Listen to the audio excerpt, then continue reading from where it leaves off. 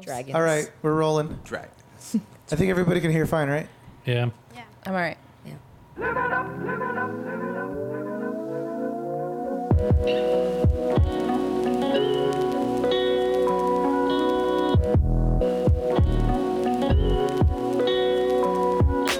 Welcome to the Say Network podcast. I'm Megan Villalpando, and I'm here with Jim Sparks. Hello. And Abraham Guevara. Hi. You sound so tired. Hi. It is after lunch, just for the record. So we're a little tired. But on this episode, we've actually invited the entire THQ-Youth Department to share some of their... -1. That's true. Major Bob was not able to be with us, but we do have everybody else with us, and I'll introduce everybody in just a minute. But basically, we have everybody here, and we thought it would be fun to do an episode where we share our all-time favorite youth group activities. So we'll talk about things that were really fun, that had an impact on us, and then maybe some more like serious things, but we thought this would be cool because it gives us a chance to see what type of youth group activities have had like a long-lasting impact on us. And if you happen to be a last-minute planner, it might even give you a few ideas on what you can do for your youth group tonight. So, plus we always love a chance where we can go back down memory lane and be nostalgic about our youth group days. So, before we get into the episode, we want to just take a minute and talk about a youth culture resource with you. So, Jim, what do you have? I don't believe that there's many last-minute planners in youth ministry. So we're speaking to very few when it comes to that. True? That's true. I mean, everybody's pretty well planned, right? Yeah. Okay. Months ahead. Just wanted to clarify her sarcastic statement. Maybe I was talking about myself. I doubt that, actually, of everybody around here. So this is kind of less of a resource, more of a topic. Instagram is testing out a new change, and I find it a little bit fascinating. Dave, you shaking your head? You know what it is? I've heard about this, yeah. I heard about this, yeah. Yep. No likes being likes. displayed No on follower accounts. Instagram and follower accounts. And so they're testing it out. That doesn't mean it'll get rolled out, but the reason why they're testing it out is kind of fascinating given our narcissistic culture and the upcoming culture that will have to deal with all of that stuff. And it's to see if it will help eliminate selected posts or people taking posts down because they don't feel like they got enough likes because they're trying to generate try to influence. Now, the person could see it themselves, but outward facing, what it has shown, it doesn't mean it will be the end product, is that like your friend Christina liked this post as well, but it doesn't give how many, of it. Yeah. And so it's trying to cut down on that. And they also think it might instigate more posts. And what I didn't realize is that stories was a product of that very same principle. To come out with that is to a less of a narcissistic culture, which that could be argued, fueling that. But it doesn't show your likes. It doesn't show the conversations and that kind of stuff. You know what I mean? Yeah, there's something tracked. So they're testing that out, and I just think it's an interesting model, and what that could do to some personalities that in our youth groups or even just the adults in our core and maybe ourselves, of how that would change your Instagram life. What's your thoughts on that? I would post more. Yeah, I think I'd post more. I'm more drawn to stories anyways, because I do feel like there's less pressure there. You're just being goofy, But is that because of the not having likes, or is that because it goes away and it doesn't fill up your feed? Both. I think the reason it going away feels good because I don't have to worry about like likes too. When it goes away, you're just kind of like, oh, cool. It's just I don't have to think back on how nobody liked this. Yeah. Is it going to notify you as well? Yeah, it will notify you, and you get to see who all likes it still. But outward facing, it wouldn't have that at all. I actually prefer stories. I like it because you get to I don't know, you get more insight, I think, into people's lives. And if somebody really wants to interact with you, it's like a direct message, basically. So it just feels more meaningful. You don't have all these people looking at these comments and things. It's like less public. Yeah. You don't have an audience. Yeah. I don't like stories because it all happens too quickly, and I guess I'm really slow at taking in the photos or whatever it is. But I have to, like, it's very rare that I go into stories, but I have to keep clicking on it over and over again to kind of take it all in. We need to teach you the art of the tap and Yeah, hold. just hold. Yeah, you can press put your your thumb finger on it. down, and it'll hold it on that photo. Really? Yep. I still probably won't be interested. But if But it's a video, then you do have to replay it. And then you only have 24 hours. I don't like that the photos are all vertical. Horizontal. You would. I think I like stories because, yeah, the interaction seems more natural and authentic rather than... why?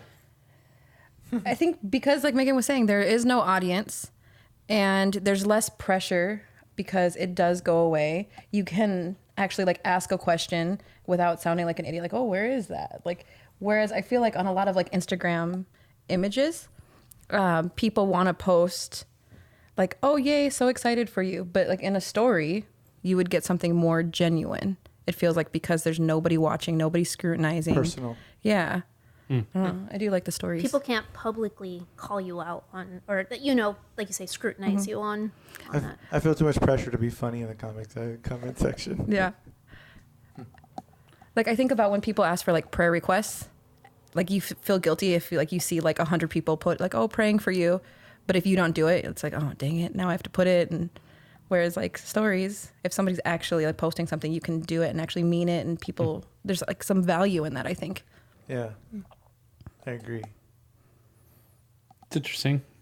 I never got in. It's weird though. I never got into Snapchat, but I got into stories. Same. I like where this is going, where they're seemingly trying to test out how to better themselves socially. Instagram, I'm talking about social networks, and address kind of the narcissistic culture that we have. I think that's interesting to even do that because you would think as a business that goes against your model. You want more, right? You want... Yeah. I was reading something about that though. I thought they said if they did eliminate the follower displays and what's the other one, the likes or something? Yeah. They thought it might cut down on like the fake accounts that are just trying to like farm up followers. Right. They get, and perhaps like you said, if they actually get more people posting because they're not afraid to post, they may actually it may actually fit their business model. Sure. But I think that's probably why they're testing it maybe. But Yeah. I think we'll end up with accounts that are more a reflection of the actual individual. Like they'll think about quality rather than I need to get one post up today or the rules of Instagram, I can't post more than 2 a day. Well, they're saying the opposite. They're saying they think they're just more posts and less over-polished. Yeah, no, I think Things. like a quality, like as far as like an actual reflection of me Oh. rather than a reflection of what I think True you quality. I just think... Authenticity. I think the people that they're speaking of, you're not going to get authenticity and quality anyways. It's their life. It's what they're trying to do. I just wonder what will happen to all those people that, it's their business model or whatever. want. All the Instagram celebrities. Yeah, what's going to happen to all of them if they don't have their followers and their like counts? Well, how, All are they, the, that's you mean been the current influencers? how are they Yeah. gonna, how are they going to market themselves? That'll be really funny. But it is interesting because I just read it was a resort in Bali, I believe, and he was refusing Instagram influencers to stay at the resort for free, in which in turn they would post about the resort. It was like kind of a barter type thing. And he's like, I don't need you. And I don't care that you're an influencer. This resort's been here long before you were born, and I don't need you. And stop trying to get a fake trip, a free trip out of something. Yeah. And he came under a lot of scrutiny. He's like, I'll stand by it. I don't care. You're just Isn't that like an old scam? You like pretend to be a restaurant reviewer and you're like, yeah, bring me free food. yeah. I'll review your restaurant. It's a little crazy. I don't like the word influencer. No. Is it because you don't like to be influenced? Well, I think it's implying a lot. I think it's implying a lot. The person is like when I think of influence, I think it's like affecting the core of an individual.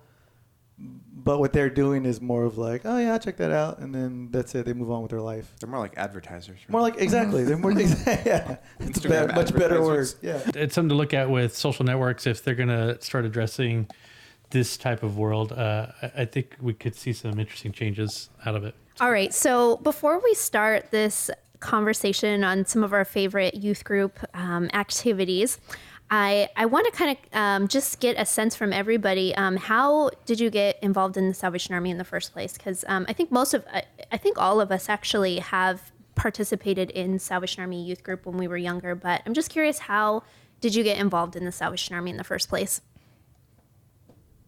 I was born into it. And then we left for 2 years for reasons I have no idea.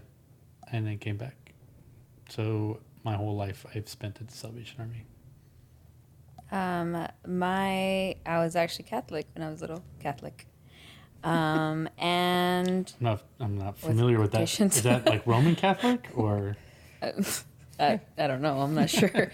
But then my mom remarried or married, I guess, for the first time. And he was Christian and went to the army with his family. And so there was a little small church in El Monte that was like real small. And so we went there, and that's where it all began. My older brother was a bit of a troublemaker and ended up in juvie. And our local corps had like a prison ministry type thing, but for teens. And there was a guy who, all I remember he'd bring Oreos and Dominoes, like the game, to juvie. And he played with my brother.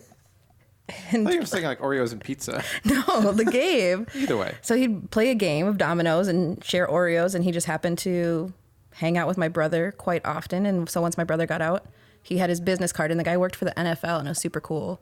So he linked up with my brother that way, and eventually my brother pulled us in, and yeah. Shout out to Prison Ministries. Yeah, juvie ministries. Yep. It's not often we get to do a shout out to prison ministries. It's awesome. Let's soak that up, Do you guys. think they'll hear this? For me, I actually, I grew up in Oregon, so I used to live in this apartment complex, and one of my friends in the apartment, her grandparents were officers somewhere in Idaho. And so that's how she got connected with the local Salvation Army near to us. And so she invited me to come. So I went to Troops, to Sunbeams. And I hated it. I'm gonna be honest. I didn't like it. I got there and I was just really overwhelmed. And so I stopped going for a while. But then the Corps got a new youth pastor. Shout out to Lori Davis. And I guess my name was on a list of having came to program before. And so she called me and asked me if I wanted to go to camp. And so I started going to camp. And then after camp, I started getting involved in the Corps more and more. And then slowly my siblings started to come. I have 5 siblings. So we all started to come. And then my mom started going. And now my mom's worked at the Corps for probably 15, maybe 20 years. Yeah, for me, I was basically born into it also. My parents were going to the Army before I was born, and I grew up at the Oak Brook Terrace Corps, and it was just, great experience there. Loved it. It was I saw it as, a child and as a teen growing up, but I think it was a really healthy place and a really good functioning Corps that had a lot of leaders that really, cared for us all. So it was good. Are you very excited about the Jeopardy champion being from Naperville? Are you serious? I didn't hear about that. Yes, he's breaking all kinds of records right now. He's from Naperville. Man, hometown represent. Maybe you know him. Neighbor. They said he's actually the smartest person in Naperville. Yeah, it makes sense. You've been bumped down. What? Yeah. It's true. What? Abraham? Parents were officers, so by default, you're in too. I grew up. When you said in, I mean you worked for and did kettle runs and everything. Everything. Everything I do now is because of church. So I mean, I ended up doing work and all that stuff. So, but yeah, it was just, also music. I do music because of that. And then youth ministry, by default, you have to go be a volunteer for youth ministry. And I do remember specifically when we had our first core ministry that we were in charge of in Visalia. It was me and my brother-in-law, and we were doing the kids ministry. And I just remember me and him just kind of winging it, we were just kind of riffing off of each other. I don't believe that. We thought we were hilarious, but the looks on the kids' faces are just like, what are you guys doing? And so it wasn't very good. We weren't very good at it. We got better, but yeah, that's how I started. Shout out to all the officers' kids. You're okay. Okay. You're the only one. Yeah. Yeah. That's funny. Hey, technically. Oh, Technically, true. yeah. Give me my dues. That's true. I worked hard for that. I worked hard. Sure, they were commissioned when I was like 29, but whatever. That's All right. So, looking back, what was your favorite sort of fun, just awesome youth group activity and why? Also, disclaimer, sharing the name of the corps is optional. Oh, are we going to talk about bad ones too? Is that why you're leaving that optional one in there? Just There's never bad ones. a Yeah. disclaimer. There's I don't know. never I bad gotta ones. go in. Just sometimes not properly executed. We can learn from the bad stuff too. But I'll go first on this one. I mean, my favorite thing at Oak Brook Terrace, I think, was we seem to really value or invest in like retreats. I can remember doing in the fall, like at least every other year, because I think they alternated with like a youth retreat and then a family retreat, just for the Corps. And I remember especially the youth one it's just an awesome time to get together with your friends for a whole weekend, to get connected with them, to get to know them better.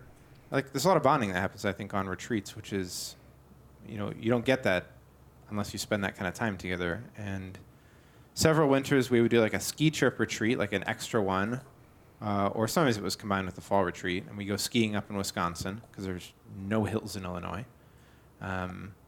And then in the spring we would do another retreat camping trip in Michigan. On the other side of Lake Michigan, they have these giant sand dunes, and there's like forest all around outside that, and we would kind of go to these campgrounds out there. I think they still do all these retreats. Maybe not the ski trip, but they still do the dune trip. And these are just really great times. And there's a lot of spiritual development in that too, because you were with your leaders, your cell group leaders, the youth group leaders, and yeah, it's just incredible. Yeah, I think one of my most memorable times was we only did it once because our corps was not as financially well off, but our teens and young adults raised a lot of money, and we went to Yellowstone for a week during the summer. And so we drove from Minneapolis out to Yellowstone and lots of memories.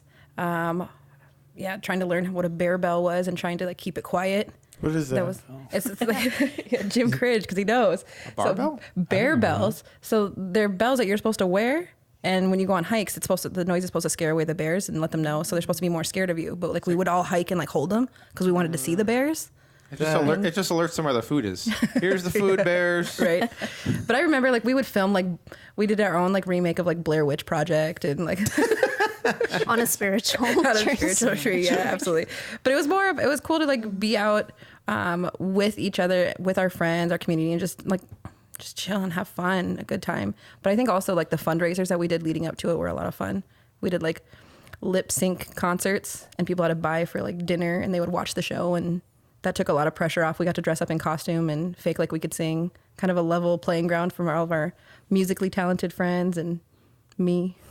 They did human trafficking in my corps for fundraising. We would sell us, the youth group, to go over and do chores at people's houses. Human trafficking. Oh gosh. Now, they didn't call it human trafficking back definition. then, but that's pretty much what it is, right? No, seriously, we'd auction off the YP band and be up there. All right, Jim Sparks, $3. All right, he's yours. I'm taking out trash at some person's house. Yeah. So the Corps got to collect your chore money?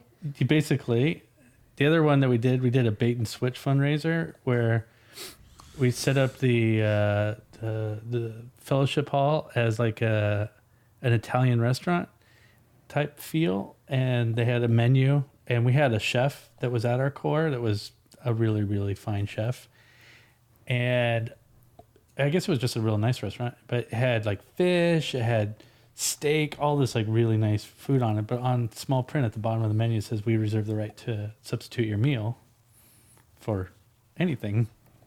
And so there was different prices that they were doing. So no matter what they ordered, they got spaghetti. We just kept bringing out spaghetti. People were kind of angry, but we raised a lot of money. So do what you got to do. Mine actually is fundraisers. Growing up in a corps Hispanic corps, especially, where you don't have a lot of funds, you want to go to retreats. We're good. Well, let me just so it doesn't. Sorry. Start over when you go.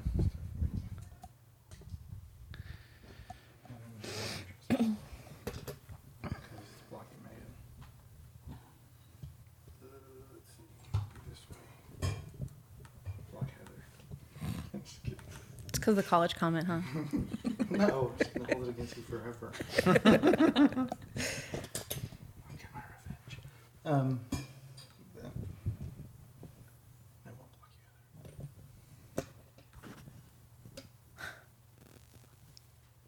either. Oh, okay. That's a little better. Okay. Yeah.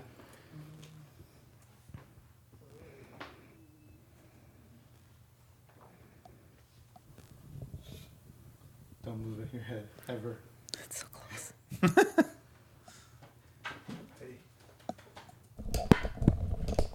Sorry.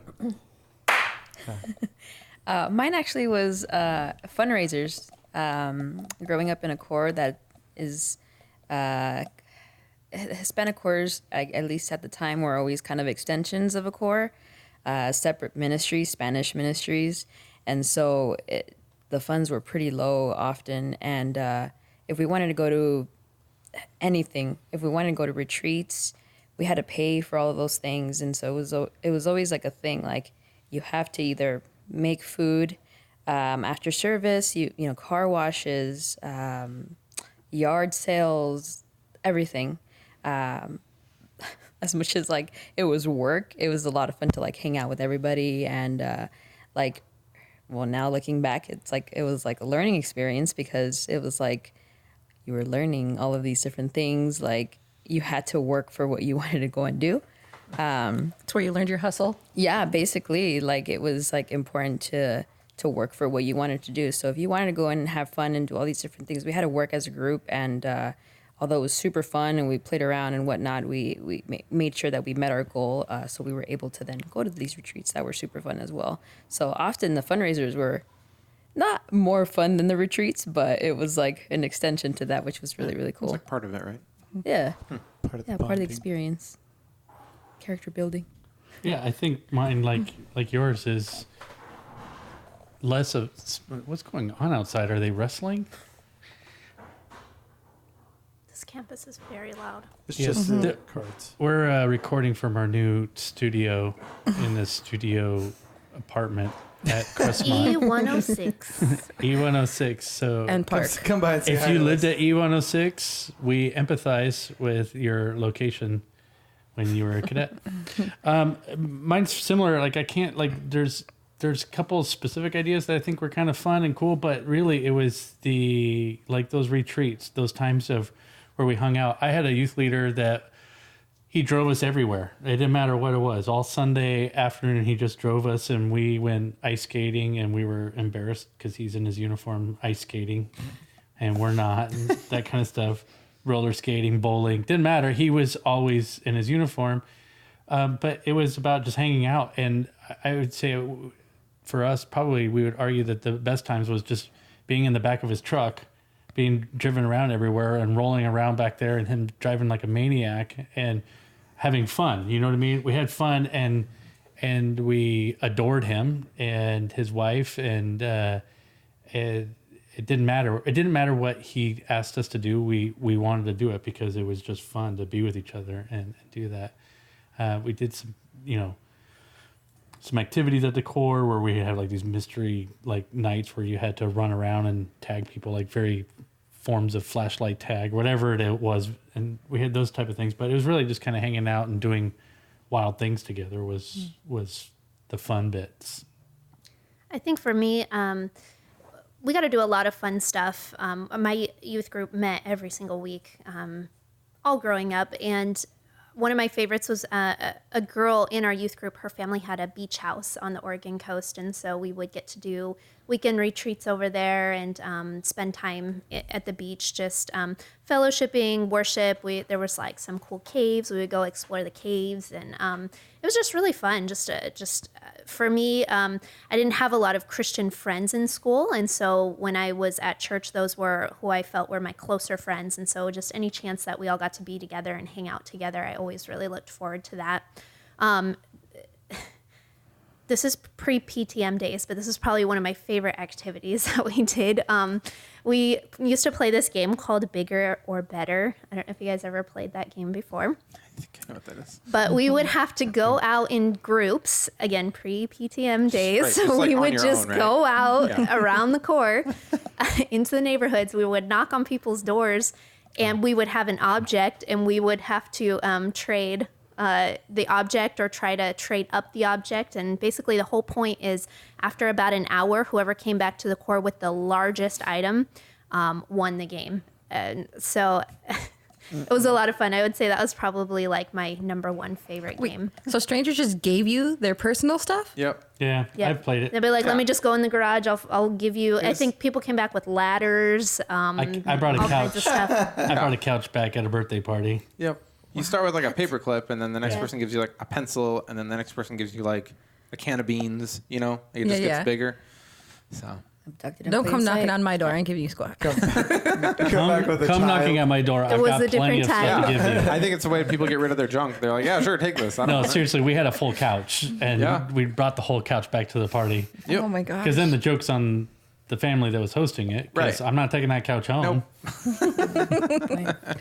Yeah, how that's- would you knock on the door? Like, what would you say? Like, Oh, knock, knock. we would just say, hey, we're from the Salvation Army. We're playing this game.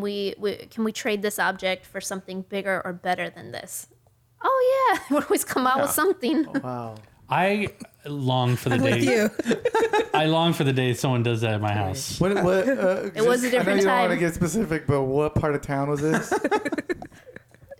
Pretty chill. Part There's of, nothing dangerous about it. It Girl was Scouts, it was a different time. Girl Scouts spend their weeks going door to door. I never once saw a they're Girl not Scout in my alone, right? neighborhood. Yeah. Oh gosh, I get them all the time. They look at me with those sad eyes. We all grew up in different neighborhoods. Good neighborhood. Sad eyes. Sad eyes. That's a hustle, though. Girl Scouts. Well, I'll get on that. No, but I think going back to the more fun activities, I think a lot of the funner times that I had in a youth group were all of the things that I hated doing as a youth leader. So like as a youth, I loved lock-ins. Those are the worst. Those were the best. Those I were the didn't best even- when I attended, but leading them, no. I didn't. no. Absolutely Just like not. a nightmare. I'll be honest. I didn't like them as a kid either. Oh, I didn't man. like them either. I loved them as a kid. They were the best. But don't ask me to lead it. Not happening. Most fun activity was we did these. It was kind of like that. We did a scavenger hunt, like a citywide scavenger hunt, before they were cool. I think We invented them. We invented them. They were You're I don't totally the think- first. I don't know if they ever got cool, but we did it, and it was a lot of fun because it was just nuts. It was a point system, but it was like whose line is it anywhere where the point doesn't matter. It didn't matter. The whole point was just to go out and find a bunch of crazy stuff and take a bunch of wild pictures, and then it was timed, and so it was a really short amount of time. So there was probably a lot of like traffic laws broken, and there was a lot of speed limits broken, and red lights ran and people hit. I don't know, but it was a ton of fun. And that was a really great memory on that. I think the single idea that I enjoyed as a leader was we did the Amazing Race at our core, which it's obviously copying the show, but we went like big with it, and we had 5 teams. Each team had a cameraman, and so we filmed everything and put together a 45-minute show afterwards. And they could only take the train, so we didn't break any laws or anything like that. They had to only take the train, and it was 5.5 hours long. That race. Oh my gosh! It was really long. It was super fun. The kids had a blast, and it worked. It worked really well. Yeah. And they went through Chinatown. This is in Los Angeles. So they started in Pasadena. They went to the ARC. Then they went to Chinatown. Then they went to Hollywood. Then they went to Grand Central Station, and then all the way on the other side of Pasadena, further away, and then they came back to Pasadena. But it was 5.5 hours long. It was a Wow. It was a blast. It was a lot of work, but man, that was super fun. But the most fun was that we videoed every bit of it and then created our own episode of The Amazing Race. It was cool. I think the element I thought was pretty cool, which the teams were kind of semi-random, it was kind of like strategically done so that it wasn't just a bunch of cliques. Because that's a good youth worker. Yeah, and it was just like get everybody, and so you had somebody new in the car. It was it could be their first day there, and so it was a really good way to break the ice and how like the personalities really came out because everybody was like real competitive. So it was a lot of fun. Yeah, I like those scenarios where you're building, you have fun, but you're building in this community time that's kind of this underlying thing that keeps going and gets kids included and stuff. Because like for the Amazing Race, they're sitting on a train for 20 minutes. Yeah. They're just sitting there, and you're like, hey, so what school do you go to? Yeah. You know what I mean? And you start chatting with them. Let's go together. Okay, good. Give me a second. Let's go. Yeah. Good. Oh, sorry. It's you, Abraham. I edit these. I can edit myself to look really good. All right, here we go. What is your I'm going to pretend like I didn't have this in my hand. What is your favorite serious youth group activity? Like, serious, I guess maybe deeper, sort of. I think you have those moments on retreats. Yeah. Obviously, there's always one moment there. For me, Ed Covert was the YPSM, and he created a lockout, which was the alternative to lock in, and got a bunch of cardboard and stuff from the ARC. They gave us a bunch of cardboard and had a bunch of duct tape. And then the kids came in, and he talked about homelessness and the struggles of homelessness. And then he had 3 homeless people that had been getting services from our social service center to come in and talk about what it's like to be homeless, what led them to homelessness, and all of that kind of stuff. And it was fascinating to hear their stories and understand why they're in that predicament and debunk some homeless myths ultimately. And so they left, and we talked about it a little bit more. And then Ed said, all right, so for the lockout, what we're going to do is we ended up playing a bunch of games. And then after that, he said, you guys are going to be sleeping in the parking lot out in front of the core. And there's a bunch of cardboard over there, and you have to make your house for the night. Huh. And so that's what we did. And so everyone made their houses, and it was interesting. People taking in some of the tips that even the homeless people were talking about, like how they find their house and how they set up their stuff to protect their belongings and all that. And they did, and they slept out in the open. Yeah. And there was 3 of us that stayed up the entire night just to make sure. Wasn't there some group that did that recently, like 5 years ago? They did like major cities, and they had people like sleep out at stadiums and like. Well, the Army does that, every year, like advisory board stuff. They sleep inside stadiums. It wasn't an Army thing; it was some other group, I thought. Because I remember a bunch of the Salvation Army people in Chicago did that at like Soldier Field or something, and apparently Ed was ahead of his time then. Yeah, I think he was. It's interesting because it was impactful for one that you get to hear these stories of the struggles of living on the street, but then 2 to experience. It was a very cold night, and like the girls figured out like this kind of way of building their boxes so all their heads were under a same box, but individually. But because together their body heat together was so hot that in the middle of the night they were poking holes in their box because they were so warm. Where the boys put it in between 2 cars because they thought that would be great, but they didn't take into consideration the wind blowing underneath, and they were freezing the entire night. And then the girls, where they put theirs, the sprinklers came on in the middle of the night, and so it drains right out, and so it was draining like into their boxes, and so they had to get up, and everyone's smashed tired in the morning. But then again, another teaching moment is like this is every day, and I think everyone that was part of that was far more empathetic to the homeless population than we were before. That was very impactful. I mean, there was some very good spiritual components as well. But yeah, that one is one that was talked about for a long time in our group. Yeah. I'd say maybe a favorite serious activity. I mean, I don't really think of it as serious necessarily, but I think one of maybe the most impactful things for like the youth group at Oakbrook Terrace, I look back at the Sunday school class that Chris Shea led, and for a long time, Chris was the youth group leader also, so she kind of did both roles, and then she stayed on as Sunday school leader after others took over the YPL, but it was kind of a very integrated leadership team in that sense. But Chris's high school group the way she did Sunday school was to follow just very basic biblical teaching on stories and books of the Bible, which was, I think that was really foundational for a lot of us growing up in the Corps. And I can remember specifically going through the life of King David and seeing some of the things that happened early in his life and some of the sins that he committed. And you have that one moment when Nathan comes to him and he gives like this judgment over David's life, and he tells him all these bad things that'll happen later on. And then I remember like a month or two later, we finally came to these other stories, and Chris kind of showed us, pointing back to this prophecy of Nathan. And it's kind of in that moment where it really clicked for me, and I would imagine for some of the others, that like the Bible wasn't just a bunch of random stories, but it had like a coherency, and it had a point, and it had a message that like spanned chapters and books. And I think that was a really kind of profound time for a lot of us growing up to see that Scripture has like a united message. It's not just, little lessons or little, truths off single verses, but there's a lot more to it. Mine is close to that. For me, I almost mentioned this for the fun one, but this is, I mean, as much as it was serious, it was also hybrid very idea. fun. Yeah, Yeah, it exactly. can be kind of both. It was Wednesday night Bible study. We basically just all got together. It was like a group of like 15 to 20.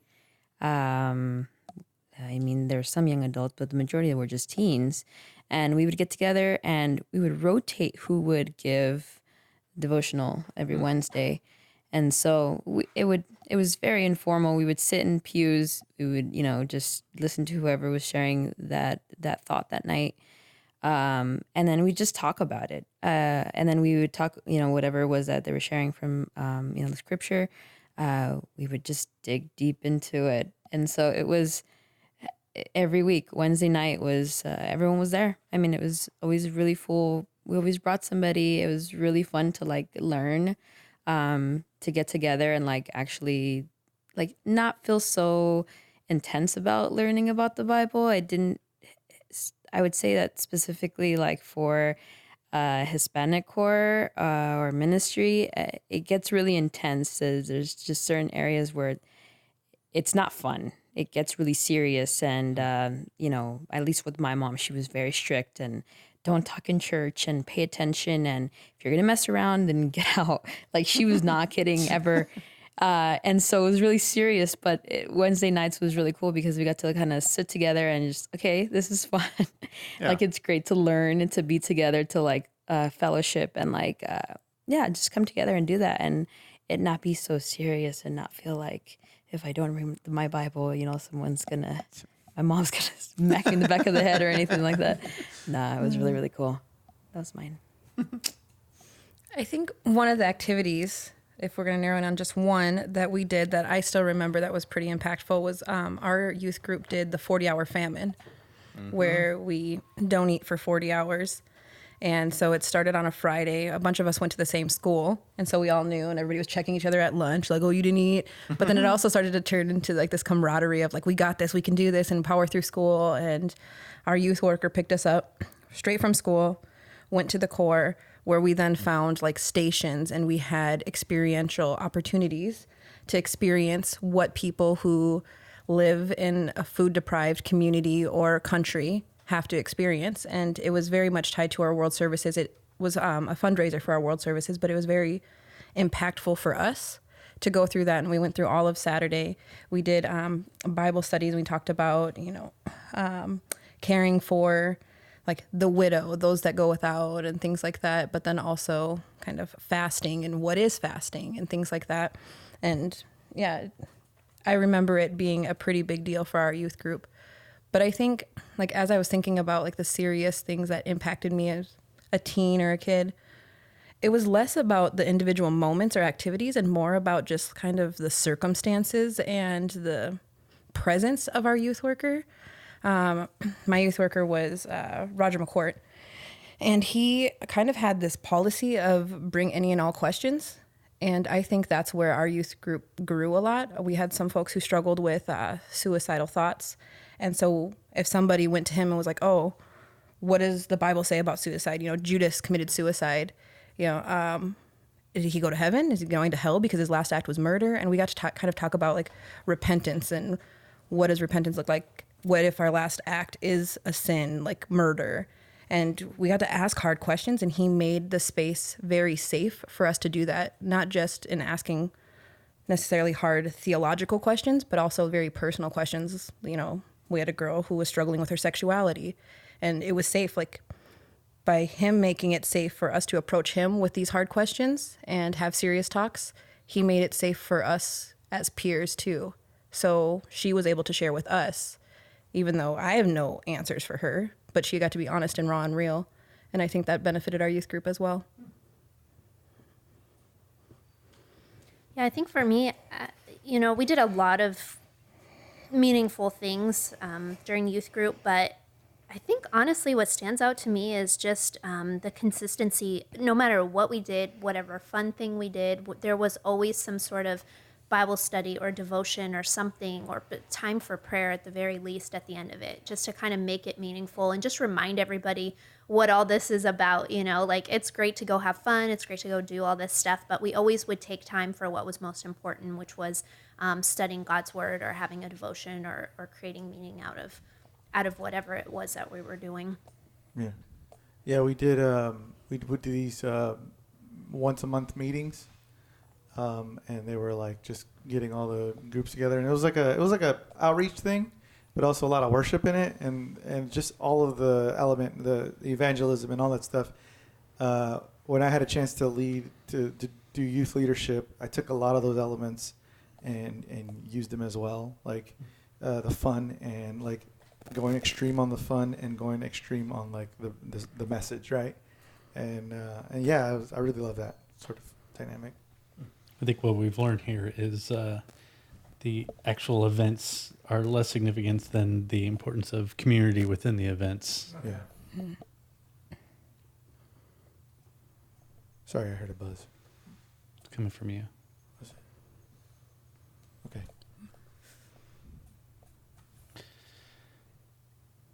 So we've talked about some good stuff, talked about some heavy stuff. What other things either deserve a shout out, like a specific idea that was like off the cuff, or just something that went horribly wrong? Like it was just a bust completely. Oh man. So Let it out, Dave. Talk to us. We're all ears. I think I've had. If anyone from Oak Ridge Terrace is listening, No one is. I have a chance. We average 6 listeners per From podcast. Central Territory? No, Total. total. Okay, My fine. parents. My parents don't listen. Okay. Well, I've gotten stitches 4 times, I think, on my head, and all 4 times have been because of youth group activities. So Can I just- Yep. we have follow-up questions. I'm sure you do. Yes, please. Did anybody else in your youth group receive stitches for anything? You know, I don't. Maybe it was just me then. Okay. But I guess what I'm saying. Go ahead, Heather. You have a follow-up Yes, question? follow up. Just an observation, but I think Jim hit it on the head. Yeah. I think the other common denominator is you. Yeah, it might That's not a be. youth group Okay, issue. That's go a you ahead. Okay, issue. well, my point is sometimes things can go wrong, like taking kids to the ER, but it's okay. So like one time, my friends and I, we were going to somebody's house. This is when we were really little. We were like jumping around in the hallways, and I like got knocked back, and I hit a corner, like of a wall, in the back of my head, and I had to get like 5 or 6 stitches there. The next time was a lock-in, which you don't like already. We were playing For this reason, whatever you're about to give. we were playing Oh wait, no, hang on. That was the third one. The next one, I was still in the gym. I tripped on a mat and I hit some bleachers right on my eyebrow, and that's why there's no eyebrow right here. I thought you just plucked that for Nope. years. I thought it was No. the razor, the gang initiation, right? No. It's just Street gone there. cred. I hit You're a going for the vanilla ice look. hit the bleachers. The third time was we were playing basketball at the overnighter, the lock-in, and I saw a pass about to happen, so I jumped in between to get the ball, right? Because that's what you do in basketball, apparently. Yeah, I use my hands though. But I didn't use my hands. I used my face to grab the ball, and it didn't work. And I was wearing my glasses, and my glasses went flying off my face, and the little eyepieces cut right across here. And that's why the rest of this eyebrow is also messed up. The 4th time, That poor eyebrow. it gets worse for my eyebrow too. The 4th time, it wasn't actually technically youth group. It was Band of Survivors, our like discipleship program from the division. We were playing soccer, and I was running up to a defender who had the ball, and the defender decided to clear it. She was like a 14-year-old girl, and she cleared it with all of her might, and it went straight into my face. And again, I was wearing my glasses, which right before this game, I was looking at a friend of mine who had his glasses on. I was like, should we take these off? And we're both like, nah, it's not that big a deal. So anyways, ball You comes, never wear glasses I know, in sports. I know. So the ball comes straight in my face. Again, the stupid eyepieces, and I had these like bolt-on frames. So 2 eyepieces and 2 bolts went. Bolt on frame, or you're wearing Frankenstein's glasses? They didn't have frames. They were just glass pieces with the bolts. Oh, I see. Right? Okay, so then the 4 pieces went right through my eyebrows again.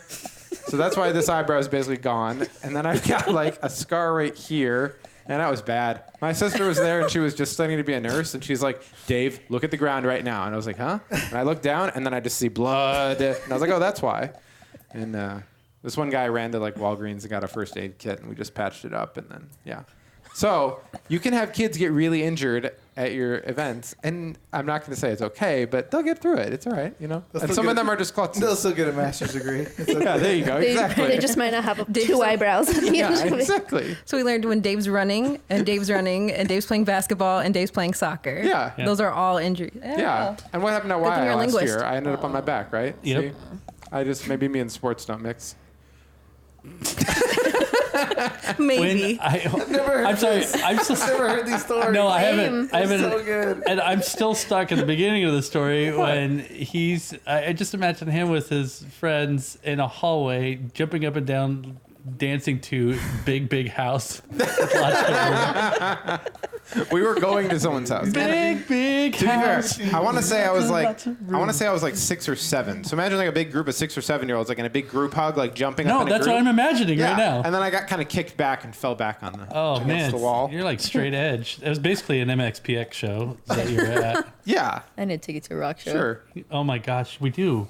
Yeah. He will die at a He's rock been- show. Yeah, he likes I've a been few to a of few. my favorite bands. He Yeah. likes them. He's But what been- if we did a series with just Dave and we take him to places? Oh Like, no. like GoPro? Yeah.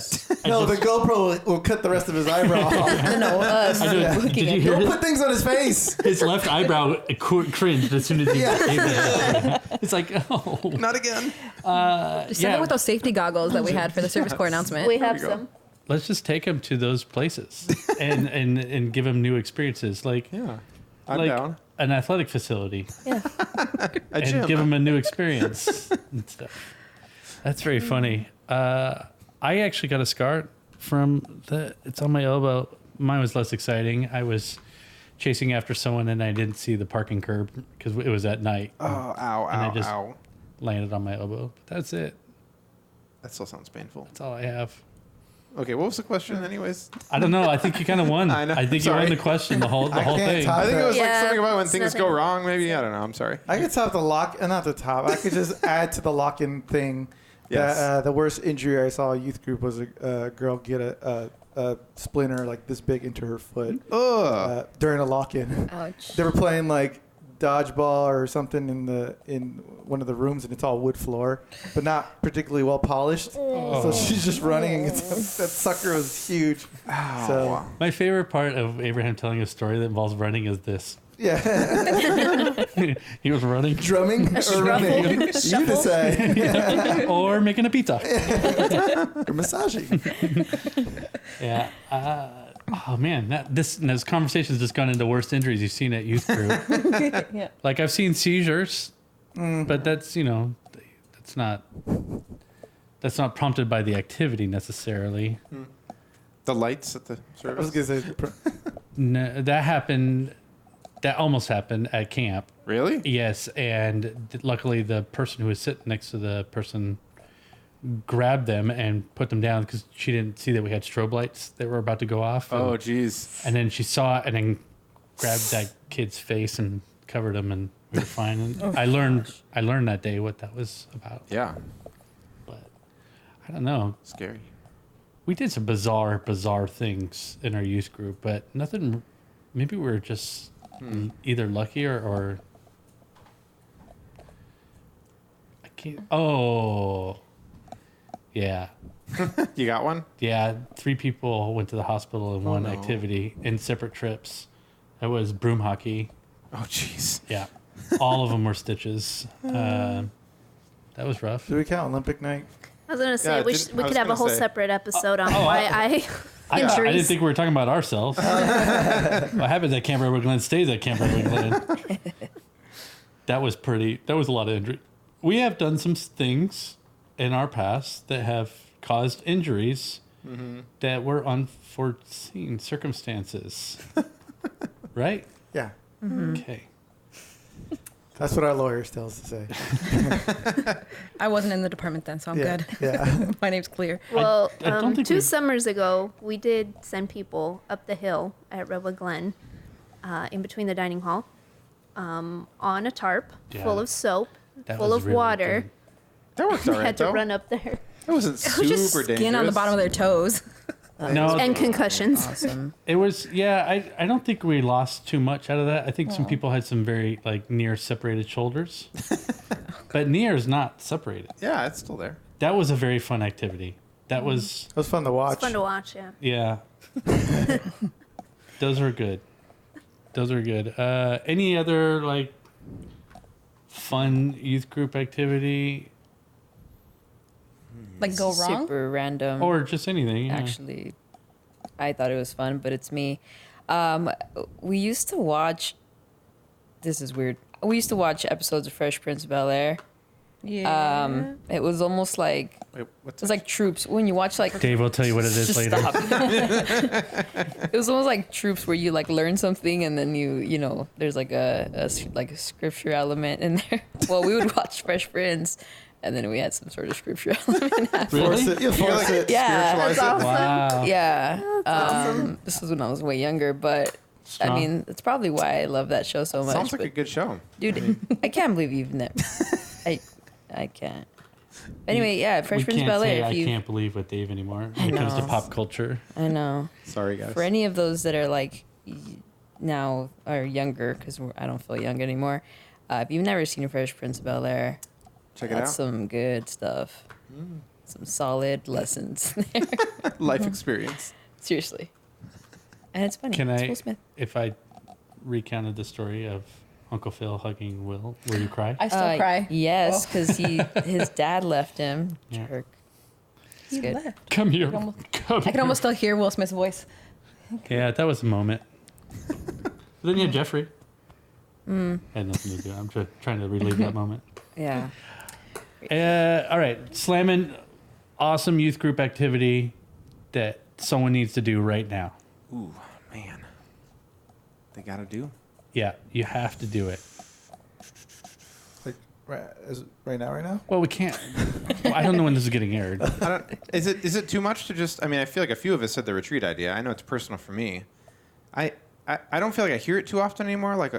Not just divisional youth retreat. I mean like a core youth group retreat. I know it's tough, but maybe we just overestimate what it has to be.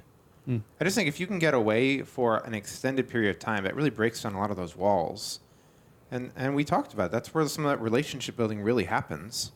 Maybe for your core, just don't underestimate your ability to do a small scale retreat. Yeah. You know? Well, it's interesting. Someone brought up that. Megan, I think, brought up that someone at their core had a beach house. I think we underestimate what the people in our core are willing to give or have. Yeah. That they don't even think could be helpful to youth ministry. And one of the early youth specialties that I went to, in the 90s, I could say that. And I was Christina was born in the 90s? in 1990, yeah. okay. And so when I was getting educated while Christina was being born, they talked about it might have actually been Doug Fields, funny enough, is that taking an inventory of what people have to give in your core, and it doesn't have to. You don't have to be a youth leader. And so, it was. No, it wasn't Doug Fields. I knew who it was. His name will come to me in a bit. But he gave the illustration of this guy said, "I have a boat, and we could take you wakeboarding and all that stuff. But I only have one boat. I don't have a for everybody." Mm-hmm. And so then he was able to find more of those things, right? And so he said, "Hey, we're going to paint the fence, do a service project for the church. We're going to do this service project. We're going to paint the fence, and had the youth group come out on the Saturday to paint the fence. Well, a fraction of the youth group showed up to paint the fence. And he sent them all back home to get their bathing suits and all that stuff and took them all to the lake.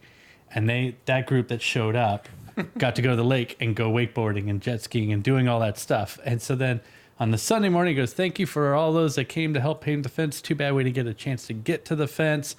And, all the kids are talking. We went and do it. We did all this stuff. And he goes, so 2 weeks from now, we are going to paint the fence, right?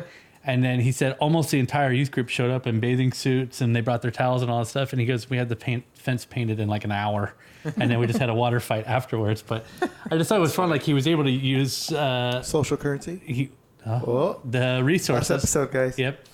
The resources that he has in the core. And I think maybe that's my best idea right now is in your core, what do you have that people are willing to give to the youth group and help out with the youth group, but they don't really want to do youth work? And you might be able to find some people that are either retired or maybe have a little bit more time that are willing to do all those phone calls for you to remind parents, hey, on Thursday night we're doing this, or make those phone calls. I don't know. I think we could build different teams up with different strengths, and how do we leverage the strengths of what we have? I think a lot of times we could get easily caught into, well, I don't have that, I'm not this core, or I don't have this because I'm not that core, or whatever. But you might actually have better things. You just don't know because you haven't asked. And I think we could all be better at asking for things, asking people for things, or asking people to do things, and maybe a little bit less martyry type attitude, and saying, well, we don't have that. And particularly when economics are not favorable, then you hear it even more. Well, we just don't have the money to do that. We don't have the money. But you never know what people have or what they're willing to give or what they're willing to do or what type of hookup that they have. So create an inventory sheet. Just create a little inventory sheet saying, hey, we're always looking for fun and different things in the youth group.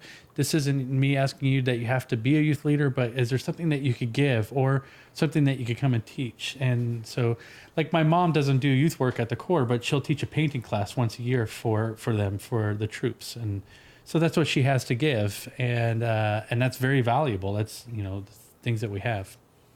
Yeah, kind of piggybacking off of that. When I was a teen, they established this thing called prayer partners, and every teen was given an adult. I don't know how they organized it on the back end to get the adults to agree to this, but they partnered every teen with an adult leader or an adult core member, and they became our prayer partner. And so it was before Safe from Harm or PTM, but I would get like messages that say like, hey, how's life this week? I remember it was finals week. Are you doing okay? Checking in on you. They would bring me like a little treat and like cheer me up if they know things were hard. The lady that I got assigned to, her name was Diana, and she, we called her Di, but it was amazing because she did hair, and she often would then, like, my mom would take me and I would go get my hair dyed from her, like, because she was my prayer partner and we would chat. I would sit in the chair and like we developed this relationship. And she wasn't my youth worker. She wasn't leading all the programs. She didn't want to be a youth leader and she didn't have a ton of resources. But by partnering me with her, it felt like one more person cared. And yeah, she was able to use her resources, her profession, to kind of build that relationship with me. And I know others, their prayer partners were a chef or things like that, and they kind of built that relationship that way. Did you just do the Swedish chef? I did, sorry. What? Really? Of everything that we've been said today, that has been said, you got triggered by chef and went to the Swedish chef. That was a really good... Heather, I apologize for him because what you said was very important. Back. You stick to editing. Anybody else have a prayer partner at camp that never gave him anything? Dude, those are the worst. That's terrible. Year after year I after didn't year. want candy. I just wanted. I didn't want a prayer partner. Idea. Anybody else? Actually, going back to what you were saying too, not only about the people, maybe at the core that could help out in some way, but also just using the stuff at your core in a different way. I think when we see the same things over and over again, they just look normal and just the same old thing every single week. But figuring out ways to changing it up, I think could be super valuable. we had this one old bus in the back of the Corps, just super old bus. Like you had to like move the handle in order to open the door. And we kept having Sunday school inside in the Corps. At some point, my Sunday school teacher at the time was like, let's start having it in the bus. So we started having it in this, like, it does not move, cannot move, like, has, like, basically no tires. And so we started having Sunday school in there. And it was the coolest thing. For whatever reason, it was just different. And I was, like, 5 or something. But it was so different. And she would, like, every week or every month, she would be like, okay, let's decorate it in a different way. And so it looked different every single month. Yeah. And even though it was just an old bus that did not move, it was exciting to have to, like, decorate it. And to be in it and not be like in a classroom, figuring, I mean, That's cool. That's not PTM, but like just figuring out different ways to like use resources that you do have, even if we think that they may not be as great. I think that there's different ways that we can utilize those and make them more exciting for our youth. Yeah, that's cool. That was some sort of alarm going off, and then Abraham shutting the sliding glass door. Is the old bus still there? I don't think so. I don't know. Maybe I'll go check one of these days. It's kind of cool. It is cool. Awesome. Well, thank you guys each just for taking time out to share a little bit about your favorite youth group activities. If you're listening and you have any special questions about any of these activities or ideas that we talked about, send us a message on our Say Network social media, or you can email us at sayconnect@gmail.com.